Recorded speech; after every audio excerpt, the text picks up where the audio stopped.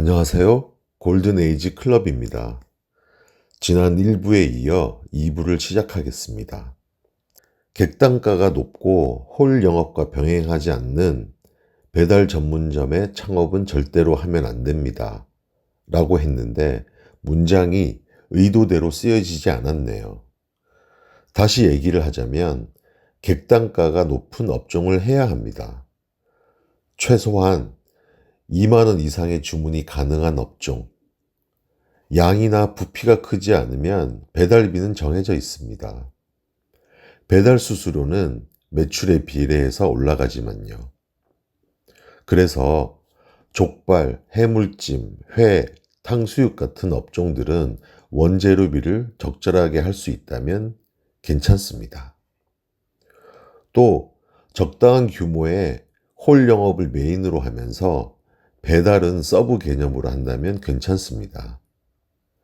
홀이 바쁠 때는 잠시 영업 중지를 걸어 놓으면 됩니다. 하지만 배달만 하는 건 굉장히 위험합니다. 배달비, 배달 수수료 외에 광고비도 꽤 써야 주문이 들어오거든요. 투자비가 적게 든다고 배달업을 시작하는 건 신중하게 생각해야 합니다. 자, 1부에 이어 네 번째, 미용실도 폐업률이 가장 높은 업종 중에 하나입니다. 기술을 가지고 있으면 망하지 않는다는 생각으로 여성들이 주로 창업하는 업종이죠. 일단 상권의 규모에 비해 미용실 숫자가 너무 많습니다. 카페와 마찬가지로 나눠 먹기에 경쟁이 너무 치열합니다. 조금만 비싸도 조금만 안 좋은 얘기나 후기가 생겨도 힘들어집니다. 높은 인건비와 고용노동 문제 때문에도 상당히 힘든 업종입니다. 마찬가지로 제품 등 원재료비, 공과금, 임대료 인상 등으로 수익을 남기기가 쉽지 않습니다. 이건 선입견일 수도 있지만 보니까 돌싱 비율이 상대적으로 높은 업종이더군요. 다섯 번째로 카페도 피해야 할 업종입니다. 일단 누구나 로망이 많은 업종입니다. 그만큼 진입장벽도 낮고요. 근데 저가 커피의 트렌드로 수익을 내기가 쉽지 않습니다. 객단가도 낮고 매장 운영 시간도 깁니다. 또 인건비 부담도 높은 편이고 전기요금 등 공과금도 많이 나갑니다. 원두 가격도 너무 올라서 언론에서 얘기하는 수준의 단가로는 아메리카노 한 잔도 팔 수 없습니다. 미용실만큼이나 폐업이 많은 업종입니다. 특히 취업이 어려운 젊은 세대들이 오픈을 많이 하는데 소형 매장에 뭔가 아쉬운 인테리어나 가구에 저가나 중고 커피 머신에 저렴한 원두, 돈이 없으니까 어떻게든 아껴서 창업은 하는데 고객들이 보기에는 티가 나죠. 그래서 젊은 세대가 차린 개인 카페의 폐업률이 유독 높았습니다. 메가, 컴포즈 같은 유명한 저가 커피 브랜드도 수익이 좀 나려면 키오스크 앞에 줄을 세워야 하는데 그렇지 못한 상권에 브랜드만 보고 창업하는 안타까운 상황도 많이 발생합니다. 유명 저가 커피 브랜드인데도 평균 일매출이 20만 원도 안 되는 매장도 봤습니다. 자, 그러면 여기서 너는 뭔데 이런 얘기들을 하느냐 궁금하시겠죠? 저도 은퇴 퇴직자입니다. 한 5년 전까진 외국계 회사 임원 본부장이었습니다. 부업으로 오토로 자영업 매장을 차려서 1년쯤 운영하다가 전업을 해서 지금은 자영업 5년차 정도 되었습니다. 또 회사 생활을 하면서도 부업, 지분 투자 등 나름 다양한 자영업을 경험했습니다. 업종을 공개적으로 얘기하긴 아직 힘들지만 언론 기사나 다른 유튜버들의 내용을 짜집기해서 올리는 영상과는 분명히 내공이 다르다고 말씀드릴 수 있습니다.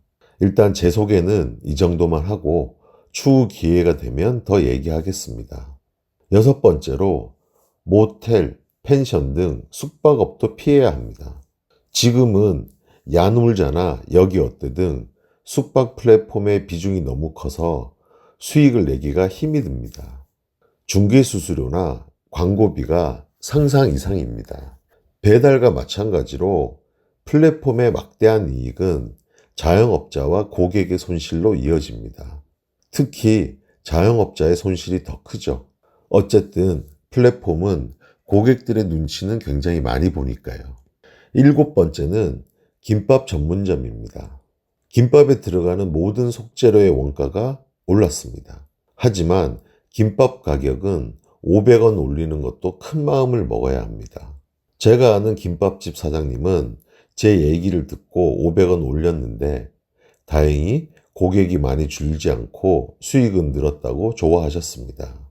기존 가격에서 금액을 올리는 게 실제는 쉽지 않아요. 하지만 고객들이 생각하는 김밥이라는 상징성 때문에 받을 수 있는 가격은 제한적입니다. 프리미엄 김밥도 경기 불황과 인건비 등으로 예전 같지 않고 폐업을 많이 하고 창업도 많이 하지 않습니다. 마지막으로 술집, 노래방입니다. 회식의 패러다임이 코로나 상황을 거치면서 완전히 달라졌습니다. 오피스가나 번화가에 2, 3차 가게들이 줄 폐업을 하고 있습니다. 1차로 식사와 음주를 하고 다들 집에 갑니다. 가끔 나이 많은 부장이나 팀장들 같은 사람들만 2차를 갑니다. 젊은 세대들은 주로 빠집니다. 2차로 가는 호프, 노래방 등을 가는 수요가 현저히 줄었습니다. 거기다 예전처럼 술을 많이 마시지도 않습니다. 다녀보시면 폐업을 하거나 철거 중인 가게들 많이 보실 겁니다. 아직 남아있는 가게들도 특별한 대안이 없어 마지못해 운영하는 가게들도 많습니다.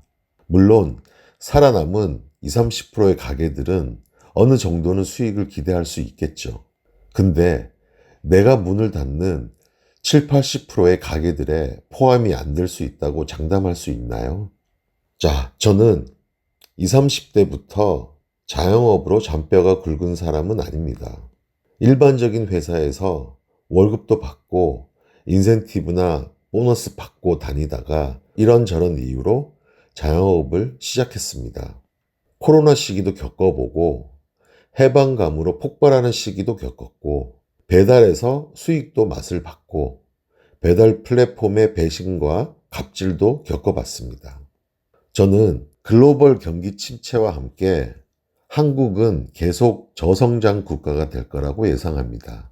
고령화 사회와 저출산 등 인구 구조도 그렇고 취업 시장이나 AI 등 경기가 쉽게 좋아지지는 않을 거라고 봅니다. 그런데 베이비붐 세대의 은퇴는 어마어마합니다. 기대 수명도 길어지면서 노후 자금도 더 있어야 합니다. 건강이 허락하고 일을 할 수 있는 나이까지는 무슨 일이든 해야 한다고 생각합니다. 가지고 있는 돈을 까먹지 않고 버는 돈과 연금 등으로 적절한 수준의 생활을 유지할 수 있으면 좋겠습니다. 그러려면 퇴직, 은퇴 이후에 새로운 직업이 필요합니다. 그게 필요 없을 정도의 경제력을 가진 사람들은 예외로 할게요. 그래서 제가 생각하는 앞으로의 자영업은 첫 번째, 여유자금 7, 8천만 원 정도만 투자합니다. 이 중에서 가계 보증금은 2, 3천만 원이고 나머지는 인테리어, 집기, 초도 물품비 등으로 사용합니다. 그래서 실제 투자비는 4천에서 6천만 원 정도입니다. 두 번째, 월 임대료는 100만 원대 수준으로 가게를 구합니다. 세 번째, 직원을 쓰지 않고 본인과 부부나 가족이 운영합니다. 네 번째, 단골을 만들어서 오랫동안 가게를 유지할 수 있는 업종을 선택합니다. 다음 시간에는 이 네 가지에 대해 조금 더 얘기해 볼게요. 오늘은 보모어 12년을 한잔 해야겠어요. 이 술은 무라카미 하루키가 가장 좋아했던 술이라고 합니다. 오늘은 넷플릭스 말고 하루키의 위스키 성지 여행이라는 책을 좀 읽다가 잘까 합니다. 악착같이 버티다가 한 달 전에야 처음 산 돋보기를 끼고 침대에서 오랜만에 독서를 해야겠습니다.